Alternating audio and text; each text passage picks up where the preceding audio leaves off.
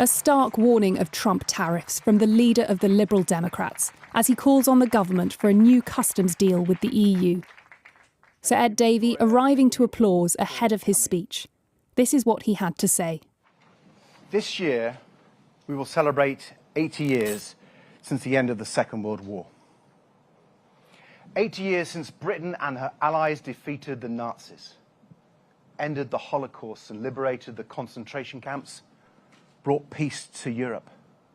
One of our country's finest hours.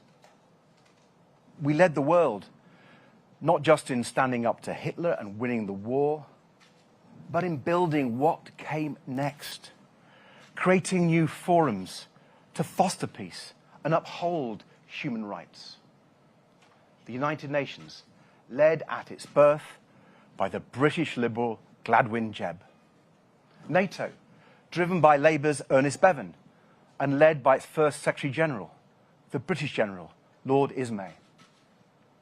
The European Convention on Human Rights, drafted by the Conservative, Sir David Maxwell Fyfe.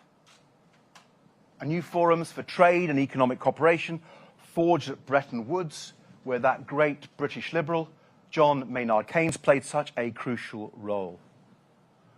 Ambitiously designed not just to rebuild after years of destruction, but also to prevent the tit-for-tat trade barriers and nationalist protectionist economic policies that had caused so much hardship and ultimately led to war.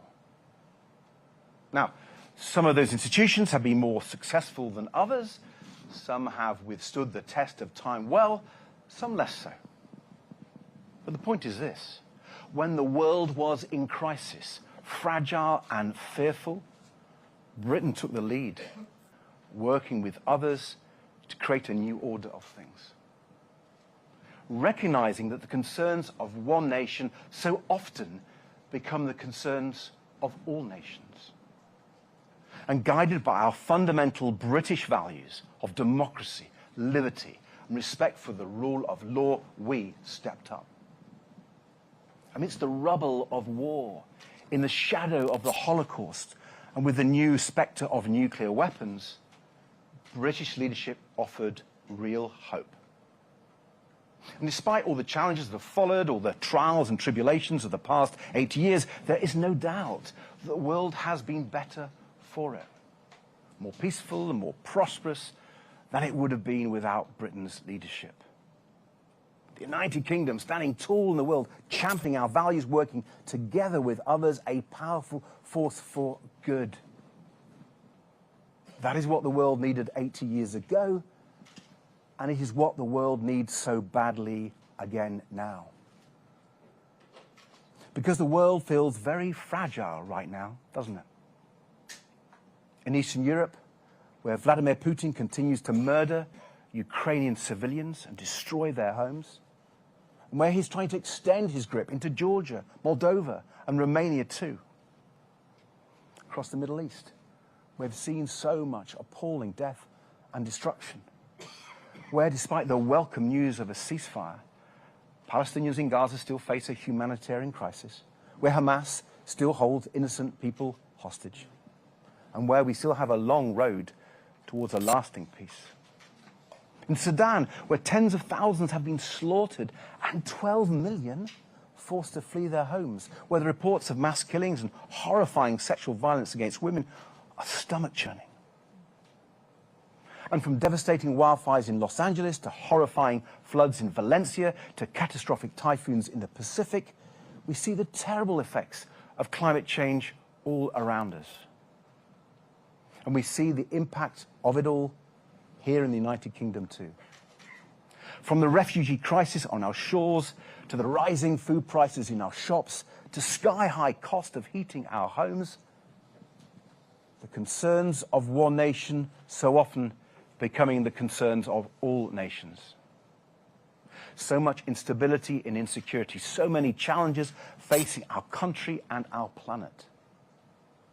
And all of these challenges are about to be made much tougher when President Trump is sworn in on Monday. Because the truth is, while British leadership helped to shape so many of those crucial post-war creations, the UN, NATO, and the rest, they were also built on the fundamental assumption that the United States, the world's largest economy and its most powerful military force, could be relied upon to play by the rules and uphold the agreements we forged. And whatever else you might say about Donald Trump, it is clear he cannot be relied upon to play by the rules or stick to international agreements. On Monday, he will become the first convicted criminal to take the oath of office. And this is the president who, in his first term, withdrew the United States from the Paris Climate Agreement, the Iran nuclear deal, and the UN Human Rights Council. And he started the process of withdrawing from the World Health Organization, something he reportedly plans to finish this time round. So much for the art of the deal. More like the art of breaking the deal. More dangerously, this is the man who has praised Putin's invasion of Ukraine as genius and said he would encourage Russia to do whatever the hell they want to NATO allies. The man who has even refused to rule out invading a NATO ally himself. The man who says trade wars are good and proudly calls himself tariff man. When he was last in the White House, President Trump hit our economy with tariffs on British steel and Scotch whisky. This time, he's threatening to go even further. So the reality is, unfortunately, very clear. The incoming Trump administration is a threat to peace and prosperity in the UK, across Europe, and around the world. For the next 4 years, the UK cannot depend on the President of the United States to be a reliable partner on security, defense, or the economy. With Donald Trump as unpredictable as he is, we cannot leave the destiny of the free world in his hands alone. Other democracies must step up, and the UK must help lead that effort. Whether it is supporting Ukraine as it resists Putin's war machine, securing lasting peace in the Middle East, tackling climate change, or promoting free and fair trade to grow our economies, the UK must once again stand tall, leading on the world stage and working closely with those who share our interests, including, above all, our partners in Europe.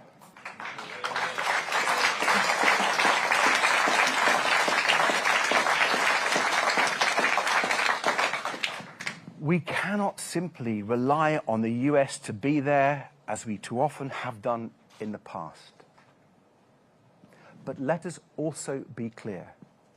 Nor can we simply ignore Donald Trump or the United States for the next 4 years. The US will still be the world's largest economy.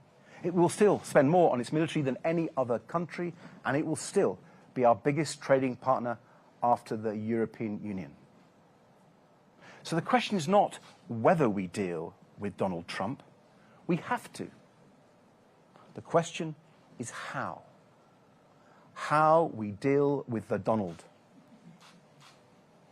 And the answer cannot be to do what some like Kemi Badenoch would have us do, approach Trump from a position of weakness, go to him cap in hand and beg for whatever trade deal he'll give us, in the hope of avoiding the worst of his tariffs.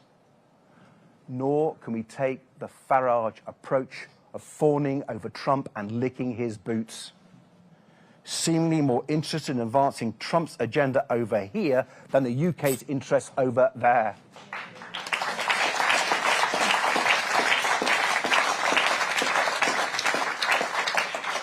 Neither of those is the way to get a good deal for Britain, and neither is the way to get Trump to take us seriously. Just look at what the Donald says in his famous book, The Art of the Deal. Now, I'm not going to do an impression, but I quote, "The worst thing you can possibly do in a deal is seem desperate to make it. That makes the other guy smell blood, and then you're dead. The best thing you can do is deal from strength," says the Donald. If we seem as weak or as desperate as the Conservatives or Reform would have us appear, Trump will treat the UK the same way he has treated so many throughout his career. The Trump-led trade deal that the Conservatives would have us meekly accept would allow big American firms to buy up our NHS, or indeed to undercut responsible British farmers with lower animal welfare and environmental standards, just like the farmer-betraying trade deal the Conservatives signed with Australia and New Zealand in their last Parliament.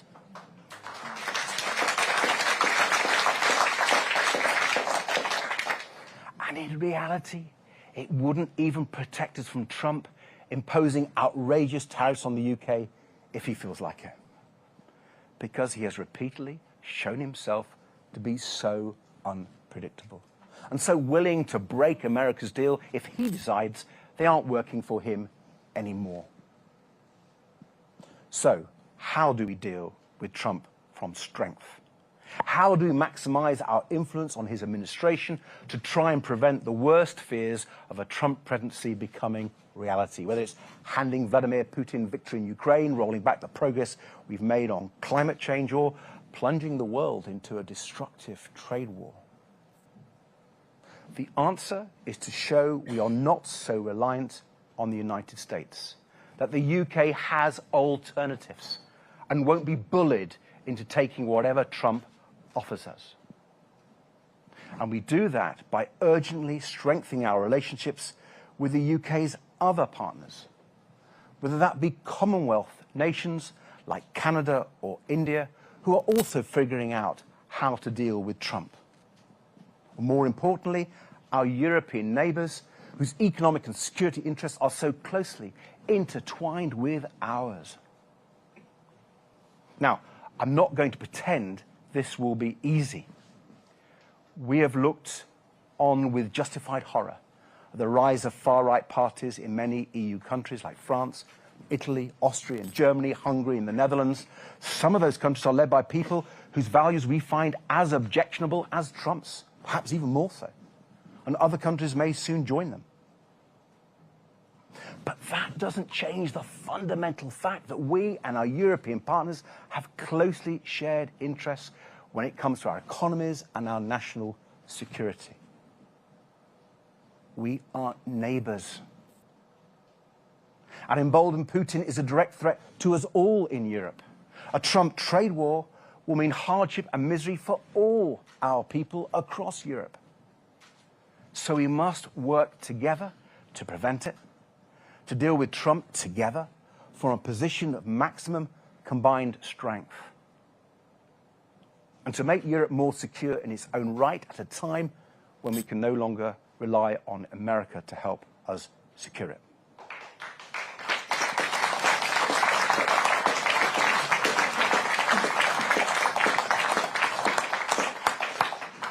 Now, there may be some who scoff at the idea of Britain leading beyond our shores after all the damage the Conservative Party did to our reputation on the world stage and our relationship with Europe.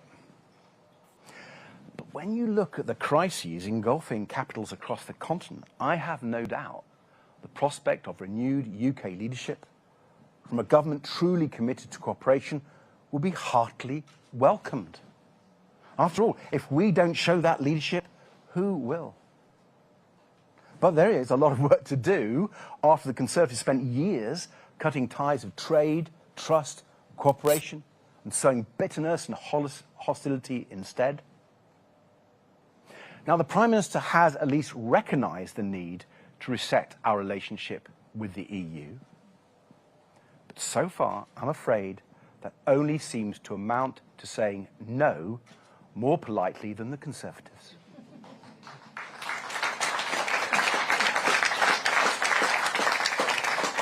The UK must be far more positive, far more ambitious, and act with far more urgency. That is why today I'm calling on the government to negotiate this year a brand new deal with the EU.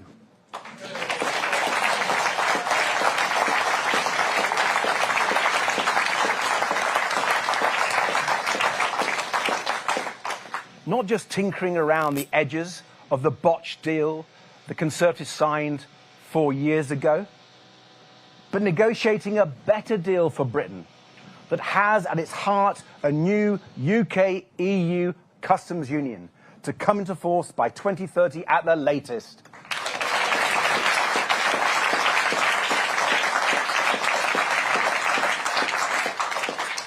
Forming a customs union with the EU is not only the single biggest thing we can do to turbocharge our economy in the medium and long term, but an agreement to work towards one will unlock big economic benefits for the UK now.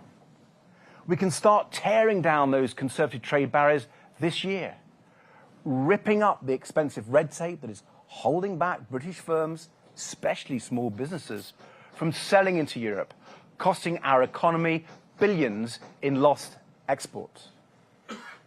This isn't just a plan to deal with Trump. It's a growth plan for our country, and how badly we need one of those.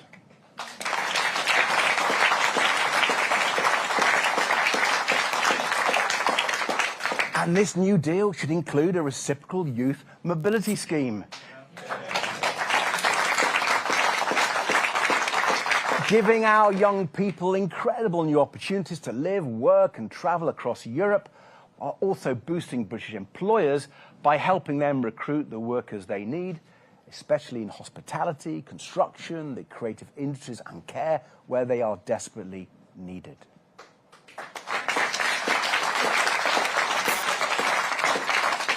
It would be a win-win for our country, and I still can't understand why the government continues to rule it out. Let me give you one other small but important example of the enormous benefits to be gained from a new, more positive and ambitious approach to Europe. It actually involves a constituent of mine who runs a new air cargo firm.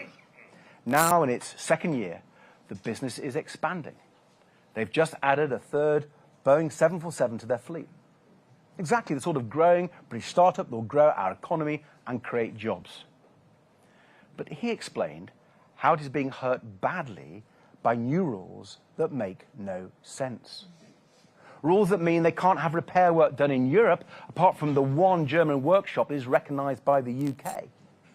So last year, they had to fly twice to the US just to get their plane serviced at a cost of £400,000 a time, and who knows how many pointless carbon emissions. Why don't we let European engineers service those planes? And why are we wasting time and money on a completely separate regulatory regime for aviation for an industry that by its very nature works across borders?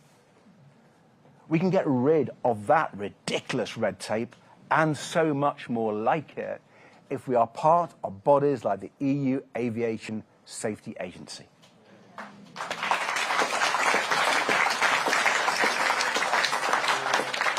And if we negotiate mutual recognition of qualifications for engineers, for flight crew and for other professionals, from doctors and dentists to actuaries and accountants, these are benefits we can secure now before we even form the UK-EU Customs Union. But by making that our explicit goal by 2030 at the latest, by starting the work towards it now, we can make it so much easier to negotiate so many other economic and social benefits. We can rebuild our relationship, our crucial relations with Europe, so much faster.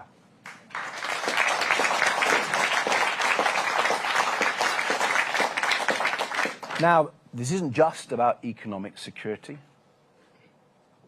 It's about defending our democracy from the threat of Vladimir Putin and anyone else who would seek to trample on our sovereignty. With Trump coming into office, European nations must be ready to step up our support for Ukraine if America steps back.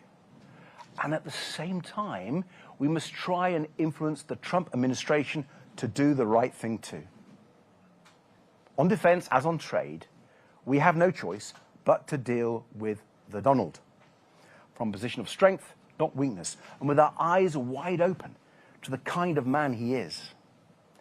He's transactional, so let's treat him that way. The good news is we have leverage. We have something Trump desperately wants: a state visit. the pageantry at Buckingham Palace, a banquet with the king. We all know he craves it. So I say we give it to him. But only if he delivers what we need first for Britain and Europe's defence and security, and that is this. President Trump must sit down with President Zelensky and other European leaders in a summit convened by the UK to agree how we collectively use the hundreds of billions of dollars, pounds and euros of frozen Russian assets to pay for the weapons Ukraine needs to win the war and beat Putin.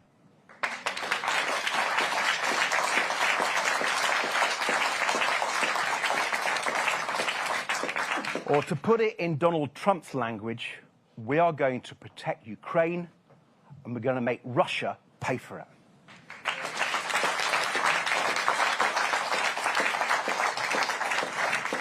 And if Trump delivers on that deal, pushing the necessary measures through Congress, then and only then do we roll out the red carpet for a state visit. Just think of it.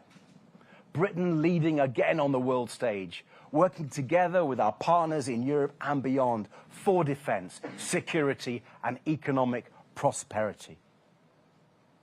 Just like we did 80 years ago. That is how we can protect our economy from whatever Trump decides to do. That is how we can defend British and European security with or without his help. That is how we can deal with President Trump from a position of strength, not weakness. And that is how the UK can once again offer real hope in turbulent times. Thank you.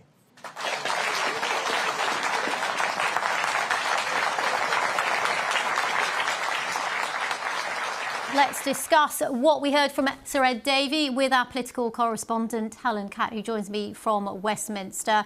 A wide-ranging speech in some ways, strong language there. Sir Ed Davey saying that the incoming Trump administration was a threat to peace and prosperity. What did you make of his comments? Well, it is unusual to hear a politician talk about an incoming president in quite this way. So what Sir Ed Davey is saying in this speech is that the UK, he started by pointing back to how the UK was a world leader after the Second World War and its influence on the world stage there, and then moved on to suggest that actually dealing with Donald Trump alone, though, would be from a position of weakness because of his unpredictability. This suggestion, he said, that he cannot be relied upon to play by the rules. Now, this idea of making a new customs union between the UK and the EU, this isn't exactly a sort of change of emphasis or policy necessarily from the Liberal Democrats. Their existing policy is that they do eventually want to rejoin the EU, and they've got a four-step roadmap, as this was in their manifesto last summer, to improve relations with the EU and get back to it. The fourth step of that was to rejoin the single market. So what Sir Ed Davey has done here, I think, which is quite interesting, is sort of insert a bit of a step 3.5, if you like, and jump straight to that with Lib Dem policy. So the interesting thing, I think, from this speech really is that in the last sort of couple of years, we've seen the Liberal Democrats maybe talk a little bit less about the EU and its relationship and UK's relationship with Europe, in favour of talking more about domestic issues like health and sewage. It's very interesting, therefore, that he has chosen this, his first speech of 2025, to put this issue right back up front and centre.